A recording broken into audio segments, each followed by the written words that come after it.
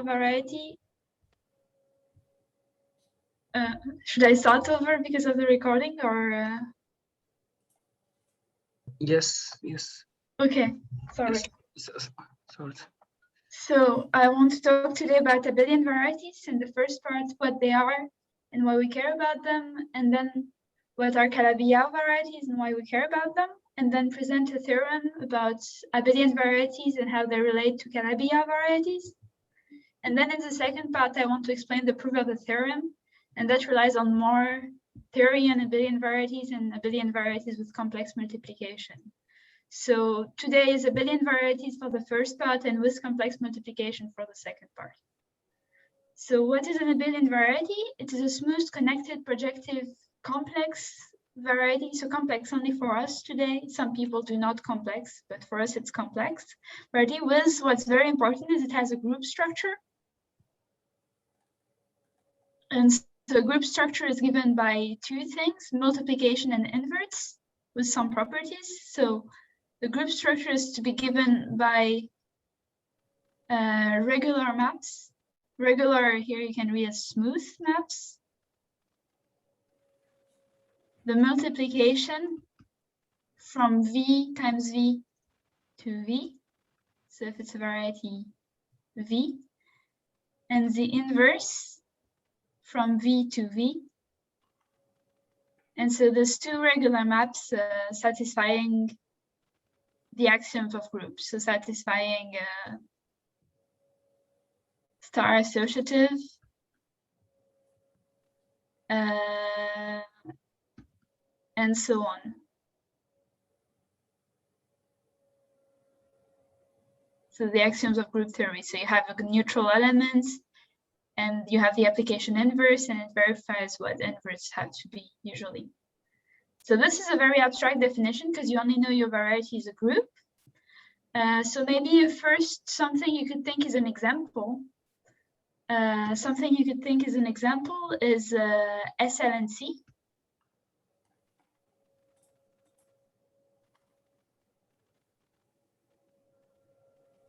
Because SL and C is a group, it's a group of matrices, and it's given by one equation, determinant equals 1 in C n squared.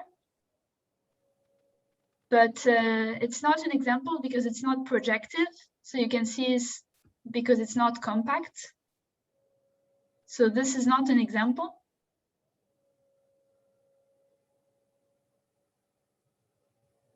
And for the same reason, if you think of the simplest thing like C, it is also not an example because it is not compact.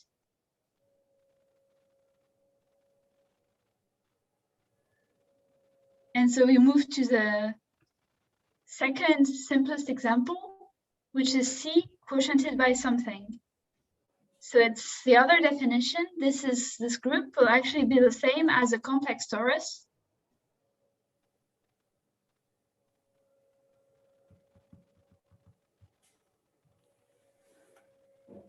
So Cn quotiented by lambda, with lambda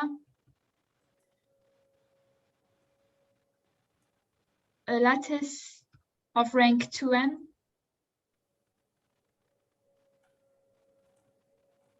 in Cn. So you can think of this as z to the power 2n plus an embedding in the projective space. So what is a projective space? It's just the space of lines in Cn, and you can think of it as just a compactification of Cn.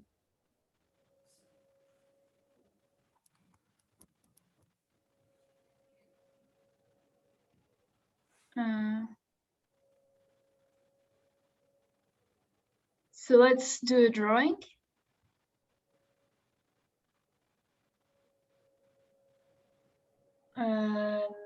So maybe an example. If n equals 1,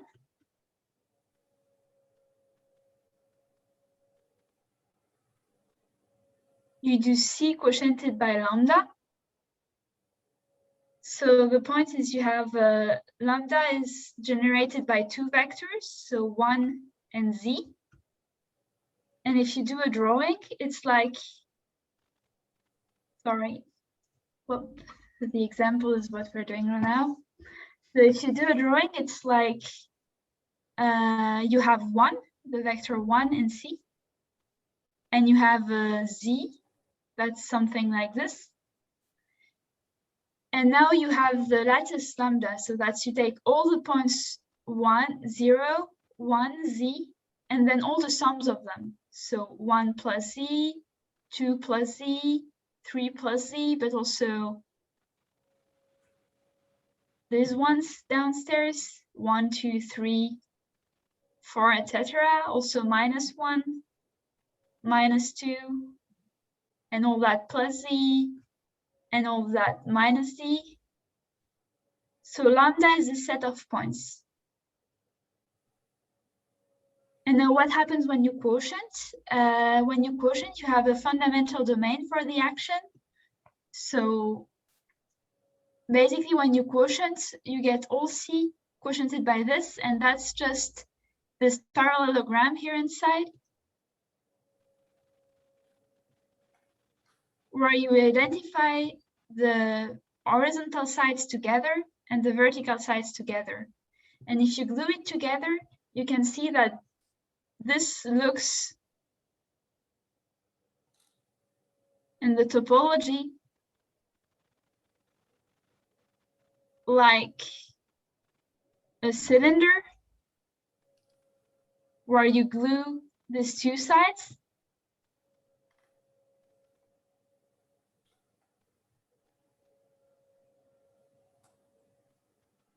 And that's the same as a nice torus, the way you know it, like a donut.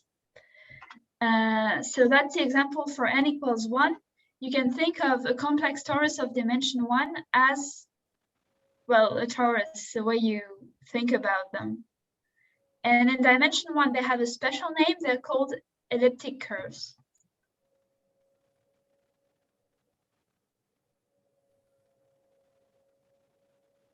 It's called an elliptic curve.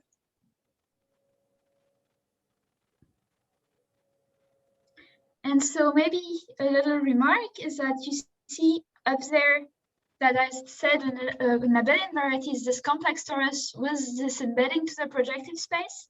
And in dimension 1, the embedding you always have. So you don't have to check anything extra. You just take any lattice and it defines an Abelian variety.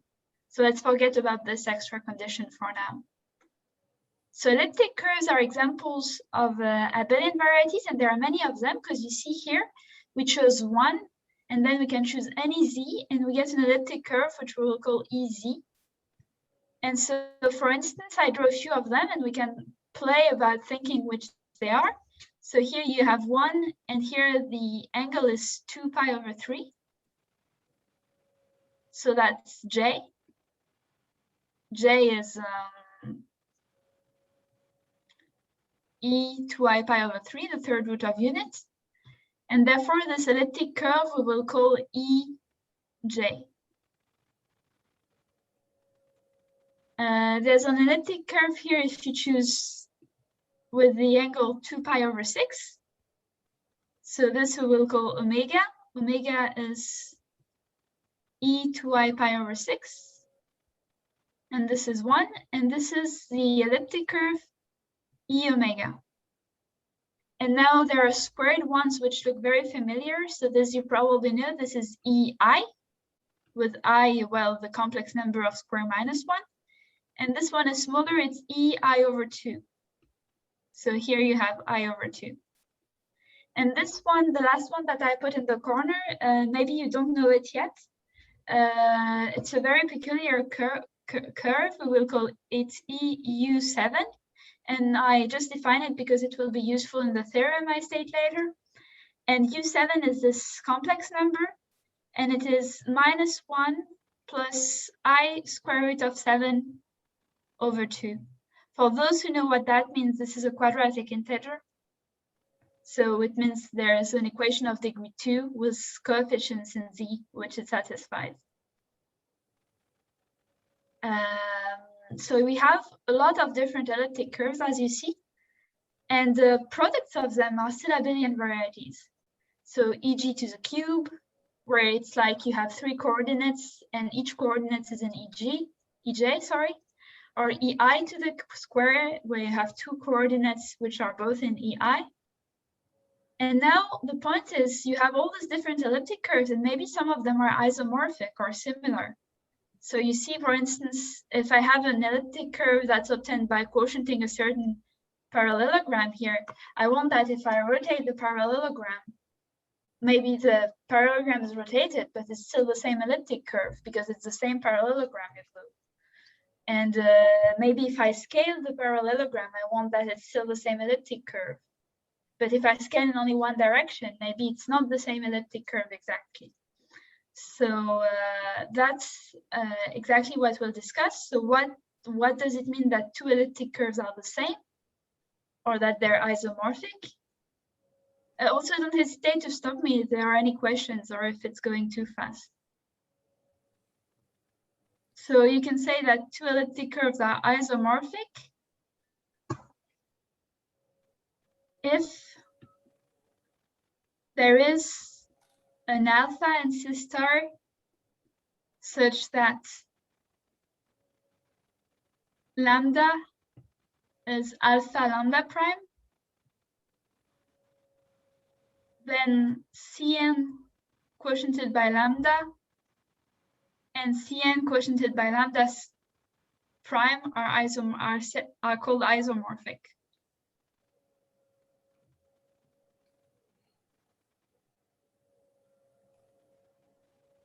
So maybe an example for this, we could ask the audience maybe, do you see 2 isomorphic elliptic curves here?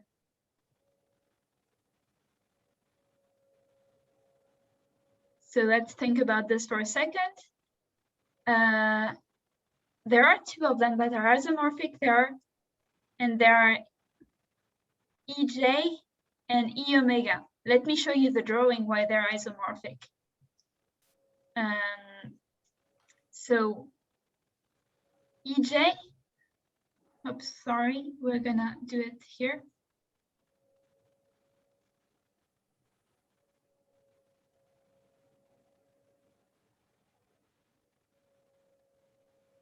EJ is isomorphic, which I will denote by this sign to omega, E omega, because they live in the same lattice.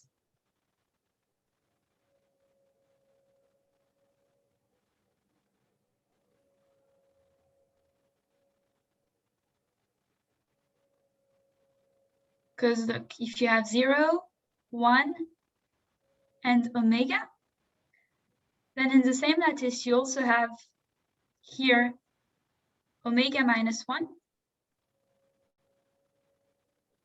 And omega minus 1 is the same as j. So you also have j in the lattice. And what you get as a lattice is this lattice, which I don't have to draw very long for everyone to recognize the triangular lattice.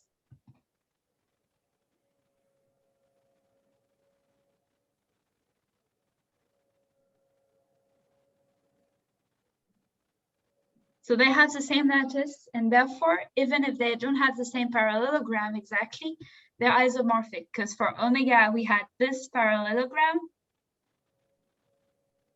and for EJ, we had this parallelogram. But if you look at it, they're just reverse versions of the same parallelogram, so they define the same elliptic curve. So that's isomorphic elliptic curves. And now there's another notion of same elliptic curves, which is a little bit more loose, and that's isogenous elliptic curves. So isogeny. We say that Cn quotiented by lambda and Cn quotiented by lambda prime are isogenous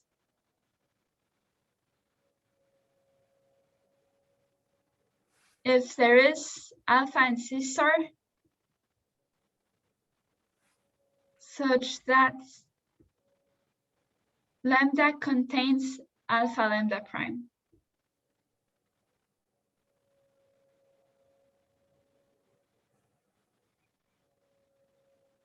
Sorry, we say that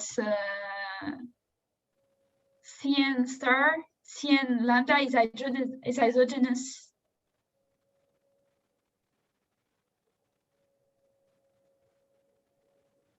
Is isogenous to Cn over lambda prime if. And now there's an exercise that this is actually an equivalence relation.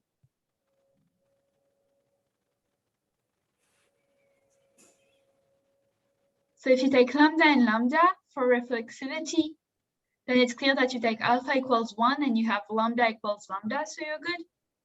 Transitivity is also clear, but symmetry is not easy to prove. But it's true. So if Cn lambda is isogenous to Cn lambda prime, then Cn lambda prime is also isogenous to Cn lambda. So symmetry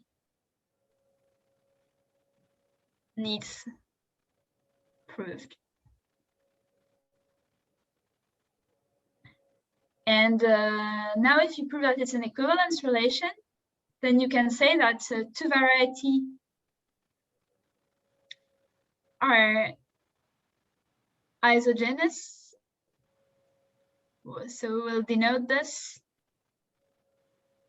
by just a little wave. And now we have an example.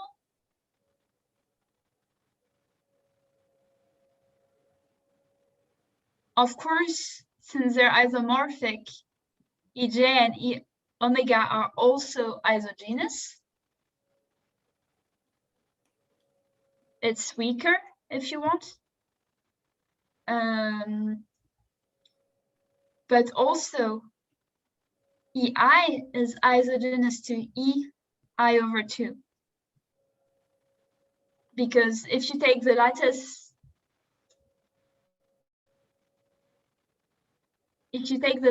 for EI, it looks like this. Sorry, for EI over 2, it looks like this.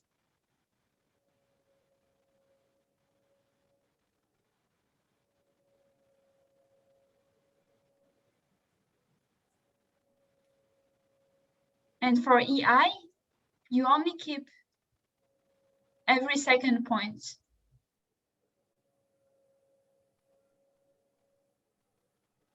Up in the up direction and every point in the horizontal direction. So this is lambda for I, and this is lambda for I2.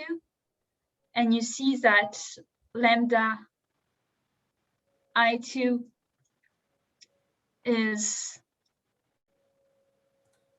contains lambda I.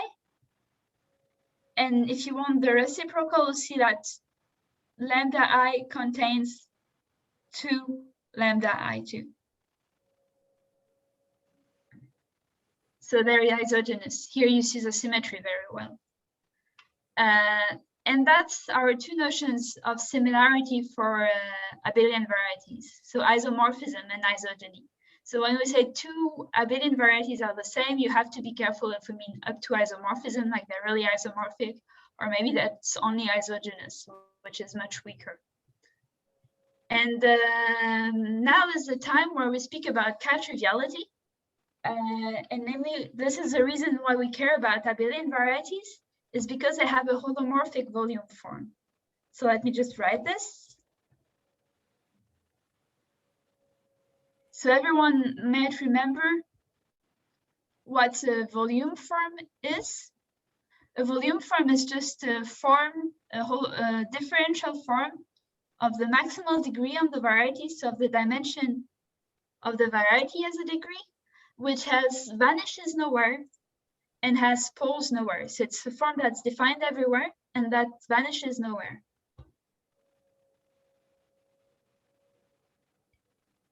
And abelian varieties have one that's not only a differential form, but a holomorphic form. So it's really holomorphic, like holomorphic functions, you know, that is differentiable in the complex sense.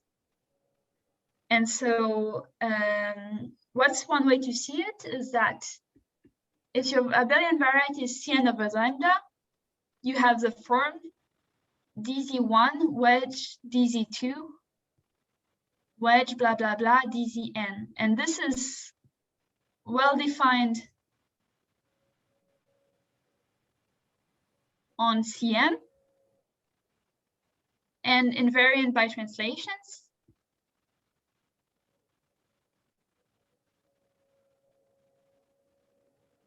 So it is defined on Cn quotiented by these translations that are in lambda. So you have the holomorphic volume form, and there's just another way of seeing it.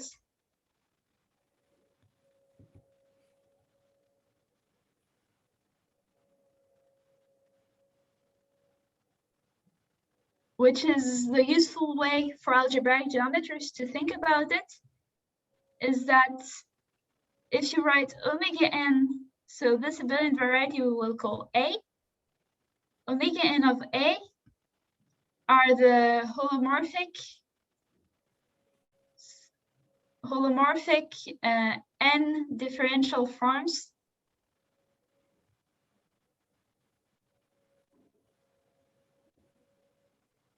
on A. So this you can also write Ka, the holomorphic n differential forms on A. So this is exactly the same. Whoop, we need a little more room.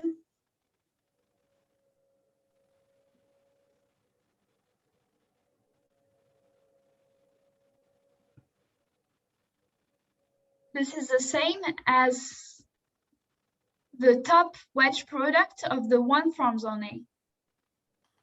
And now this is trivial.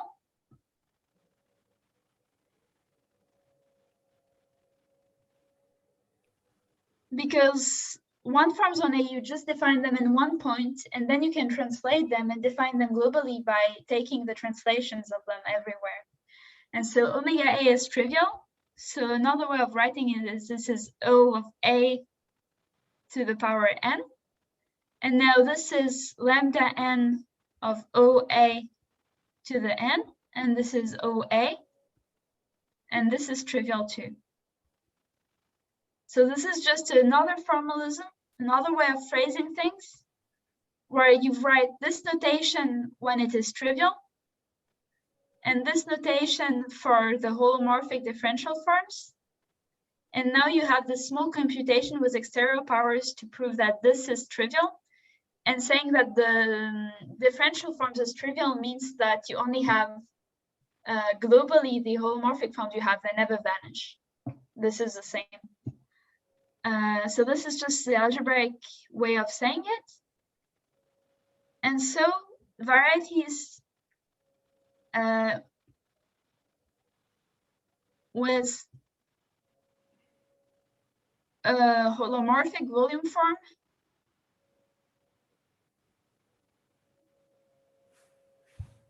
are called K-trivial varieties.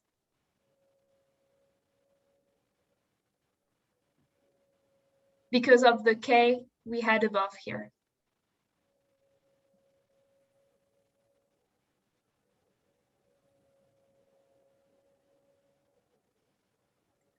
And so Abelian varieties are important because they're the easiest example of K-trivial varieties.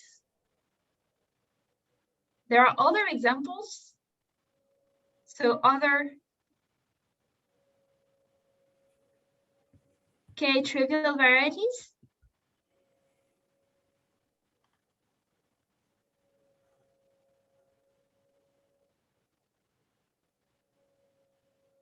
And the first one is holomorphic symplectic varieties. So I won't speak about them very long. It's when you have a symplectic form and a variety. You can, so it's a non-degenerate two form. And since it's a two form, you can wedge it with itself a lot of times until you get an n form. And the n form you get will be holomorphic because the two form was holomorphic, and it will be a volume form because the two form was non-degenerate. And so holomorphic symplectic varieties, they get a volume form because of that symplectic form, and therefore they are K-trivial. And now, so this is an example that I don't really want to dwell on. And now there's the example that I'm interested about. It's you go in P3, so CP3. So you go in C3 and you compactify it. And now in this compactification, you can write polynomial equations. So it's like you take a polynomial in C3 and you write, like you draw the set of roots.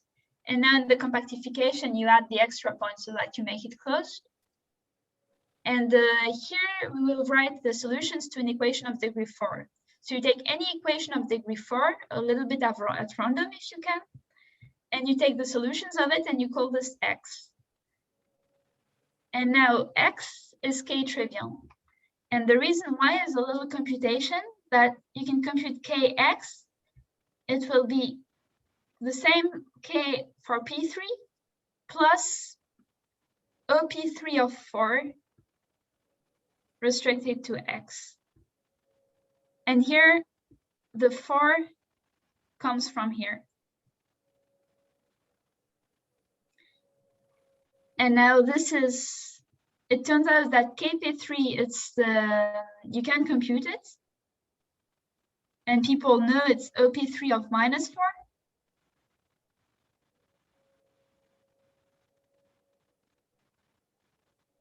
And here you see why I chose the 4 is maybe even if you don't understand so much the notation here, you see that 4 plus -4 equals 0.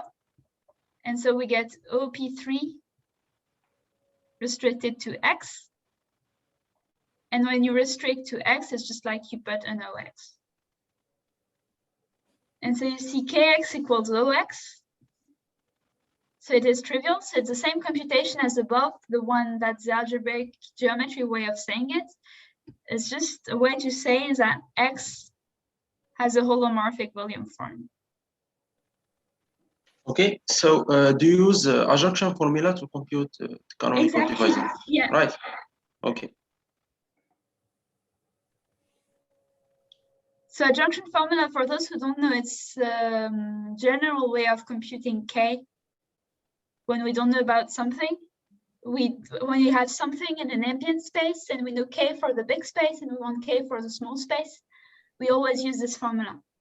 Yeah, right. And we will use it once more. So if you like a junction formula, just keep in touch. Okay, so x has a volume form. And now that you see,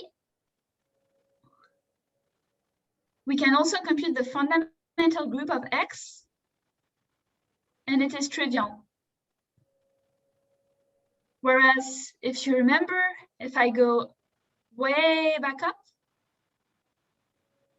our Abelian varieties look like tori like this. So in the fundamental group, they have the path like this and the path like this.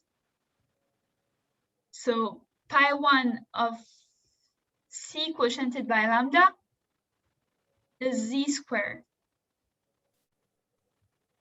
And pi1 of x here is 1. So x cannot be an Abelian variety. X is not an Abelian variety.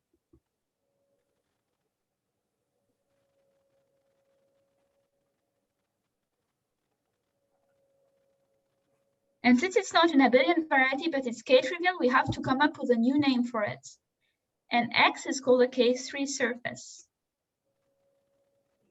And in this name, I will just explain the second part. It's called a surface. Why is it called a surface? Well, because P3 has dimension 3, and x, you put one equation in it. So you have one less dimension. So it's 3 minus 1, it's dimension 2. And so that's why we call it a K3 surface. Because it has dimension 2, it is k-trivial, and it's not an Abelian variety. And now, okay. In general, we can do this in higher dimension. We can do the same thing in higher dimension too. So these are K3 surfaces. So same trick in Pn. So take X, a hypersurface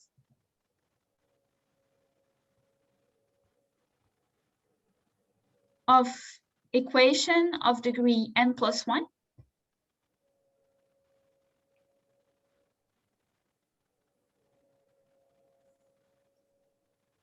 Then, so general hypersurface, so it means you take it at random. Then Kx equal, you can do the same thing, OPN of n+1 plus KPN restricted to X. And then you have the same trick that this is, that the KPN you can't compute, it's minus n minus 1 X. And here you see we chose everything so that it gives 0. And here we just get OX at the end. And so again, we can also so again, X has a holomorphic volume form.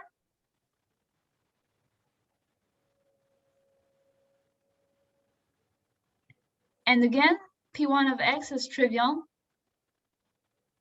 So X is not an abelian variety.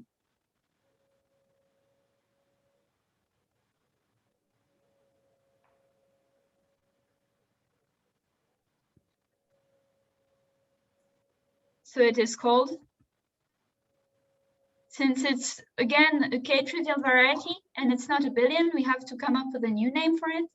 And this is what is called a Calabi-Yau variety.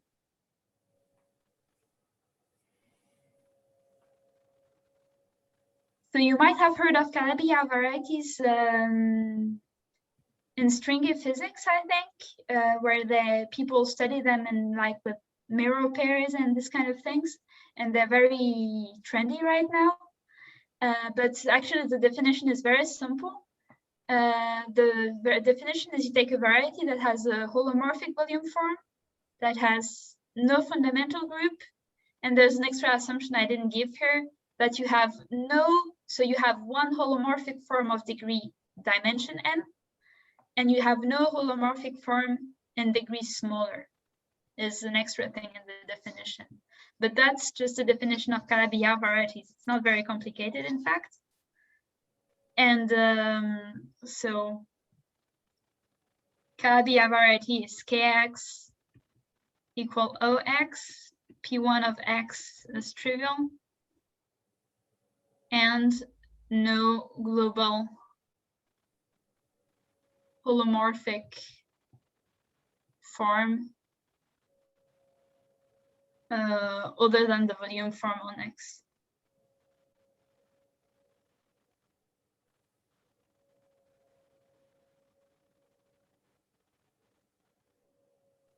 So this is a definition of Calabi-Yau.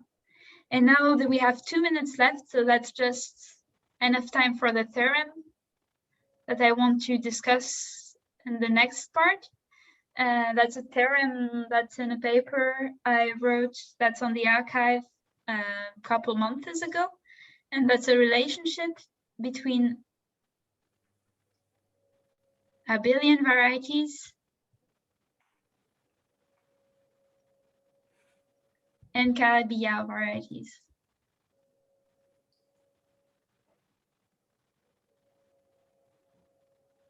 And if you're interested in this, I have to credit Professor Ogiso, who worked a lot on this subject and which ideas I used a lot in my work.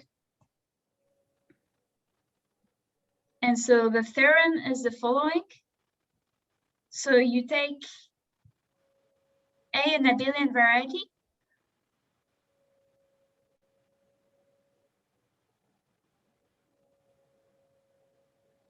and now you can have a group action on it. So G is going to be a finite group acting on A. So A is something like Cn, so we can imagine J acts by matrices and maybe translations on it. and we demand that the action is free in codimension 2. That means that maybe J has fixed points, or maybe it fixes lines, or things like this. But if A has dimension 3, then J has only fixed points and no more. And if A has dimension 2, then J acts with no fixed points whatsoever. So this is the assumption. And if A has dimension 4, then maybe J can fix points and lines. And if A has dimension 5, maybe J can fix points, lines, or surfaces. So that's the assumption. And now there's one extra assumption, that so if the quotient, now if you quotient A by J, since you have fixed points, the quotient is a singular variety. And so you can try to resolve it. And the question is, if you resolve it, do you get a Calabi-Yau variety? And the answer is the following: if the quotient A by J admits a resolution of singularities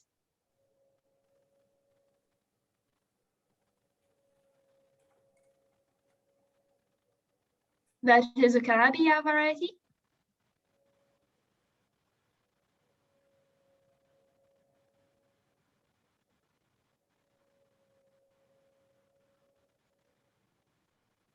then, and here comes the magic, then we can say something about A. A is isogenous to EG to the n, the EJ we defined before, or to EU7 to the n. And I think I'm going to stop on this theorem. And in the next part, we'll discuss a little bit the proof of it and why 3 and 7 pop up.